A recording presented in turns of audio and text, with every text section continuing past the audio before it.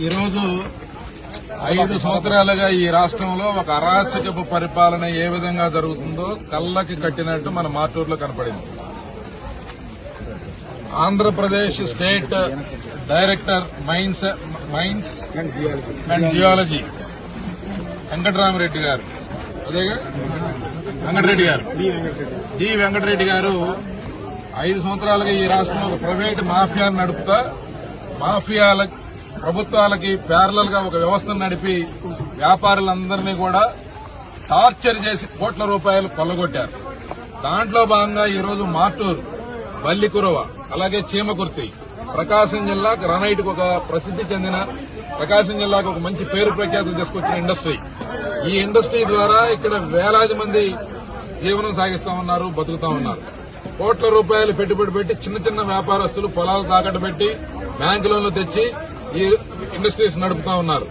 ఈ రోజు ఇండస్ట్రీ అంతా కూడా దారుణమైన పరిస్థితుల్లో ఉంటే కనీసం కరెంటు బిల్లులు కట్టలేని పరిస్థితుల్లో ఒకవైపు ఈ గ్రానైట్ పరిశ్రమ ఒకవైపు ఉంటే, గ్రానైట్ ప్రాసెసింగ్ ఇండస్ట్రీస్ ని, వ్యాపారస్తుల్ని, అలాగే ఇక్కడ మైనింగ్ వారి యజమానుల్ని వీళ్ళు బెదిరించి డబ్బులు వసూలు చేస్తా ఉన్నారు. 5 సంవత్సరాలుగా ఈ తంతు రాష్ట్రంలో జరుగుతా ఉంది. ఈ రోజు ఇక్కడికి ఒక 2-3 స్పెషల్ టీములు వేసి ఇతర జిల్లాలకు సంబంధించిన ఏడీ విజిలెన్స్ ని ఇక్కడ డిప్యుటేషన్ పెట్టి వాళ్ళకు అనుసంధానంగా ప్రైవేటు గుండాలని, ప్రైవేటు మాఫియా గ్యాంగుల్ని వీళ్ళకి అనుసంధానంగా పెట్టి గ్రానైట్ పరిశ్రమల్లోకి వచ్చి ఇన్స్పెక్షన్ పేరుతో ఓనర్లను వేధిస్తూ రకరకాల కొలతలతో లేకపోతే ఇంకోదాంతో లక్షల రూపాయల పెనాల్టీ వేపిస్తామని బెదిరిస్తూ మళ్లీ వీళ్ళతో బ్లాక్ మెయిల్ చేసి లక్షలాది రూపాయలు మళ్లీ లంచం తీసుకోవడానికి ఒక ప్రణాళిక వేశారు. దాంట్లో భాగంగానే ఈరోజు మార్టూరులో ఇక్కడ ఇదే ఫ్యాక్టరీ అనంత గ్రానైట్స్ లో ఈ రోజు ఇక్కడ పెద్ద ఎత్తున ఒక దుమారం జరుగుతూ ఉంటే నేను కూడా ఇక్కడికి రావడం జరిగింది. ఇక్కడ ఏడీగా వచ్చిన ప్రతాప్ రెడ్డి గారు, ఆయనతో పాటు శ్రీనివాస్ అనే ఇంకొక గుండాను పట్టుకొచ్చి ఇక్కడ లోకల్ మాఫియా నడుపుతున్న వ్యక్తులతో అనుసంధానం ఉన్న వ్యక్తుల్ని, వైఎస్ఆర్ కాంగ్రెస్ పార్టీ రాష్ట్ర నాయకుడిగా ఉన్న శ్రీనివాస్ అనే అతన్ని తీసుకొని వచ్చి ఇక్కడ ఓనర్ల మీద దౌర్జన్యం చేస్తూ వాళ్ళని బెదిరించడానికి పాల్పడ్డారు. ఇంతకన్నా సాక్ష్యం ఈ రాష్ట్రంలో జరుగుతున్న దుర్మార్గాలకి ఇంకక్కర్లేదు.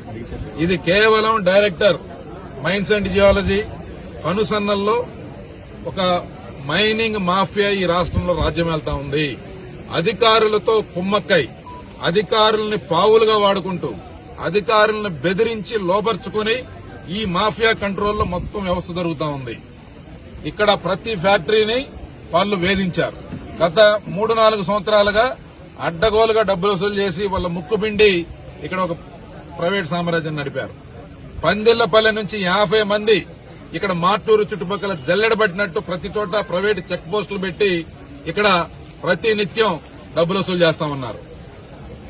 అంటే లారీకి ఇక్కడ నుంచి 8,000 అయితే మళ్ళీ మాచర్ల వెళ్లే వరకు దాదాపు 25,000 రూపాయలు.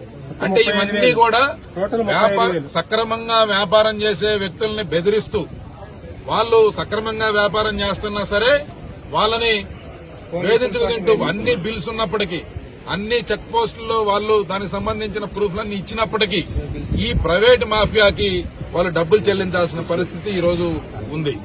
ముఖ్యమంత్రి గారి గతంలో కూడా ఇదే సబ్జెక్టు మీద నేను ఉత్తరం రాయడం జరిగింది, స్పందించలా. దాంతో ఇంకా వేధింపులు ఎక్కువైనాయి, రేట్లు పెంచారు.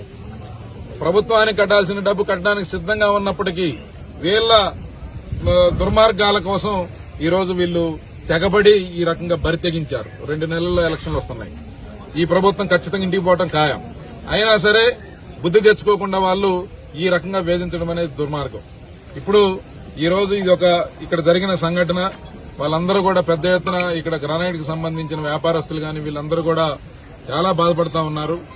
ఈ రకంగా ప్రైవేటు వ్యక్తుల్ని, మాఫియా మనుషుల్ని, ప్రైవేట్ సైన్యం లేకపోతే అధికార పార్టీ నాయకుల్ని అడ్డం పెట్టుకుని అధికారులు ఫ్రంట్ ఫేస్ పెట్టి ఈ రకంగా మా వ్యాపారాలను కొల్లగొట్టడం వాళ్ళు చాలా ఆవేదన చెందుతా ఉన్నారు.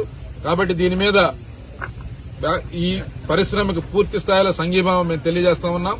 అలాగే పోలీసు వారికి కూడా ఈ విషయం మీద కంప్లైంట్ చేస్తా ఉన్నారు. వాళ్ళు దీని మీద తక్షణం చర్యలు తీసుకోవాలి. అతనితో పాటు వచ్చిన అధికారులని ఖచ్చితంగా అరెస్ట్ చేయాలి. దీని వెనక సూత్రధారిగా పాత్రధారిగా ఉన్న డీఎంజే వెంకటరెడ్డి మీద ఖచ్చితంగా కేసు నమోదు చేయాలి. ఒకవేళ చేయకపోతే కనుక దాని మీద ఖచ్చితంగా ఎమ్మడబడి న్యాయస్థానం పోరాటం చేసినా సరే ఈ డీఎంజీ 5 సంవత్సరాలుగా చేసిన దర్యాప్తు మొత్తం అవకతవకల మీద దర్యాప్తు జరగాలి. దీని మీద పెద్ద ఎత్తున విచారణ చేపట్టాలని చెప్పి మేము డిమాండ్ చేస్తా ఉన్నాం.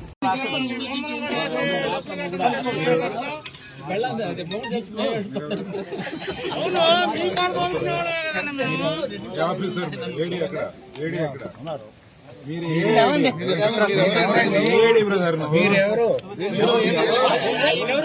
ఎవరు మీరు? హలో ఎవరు?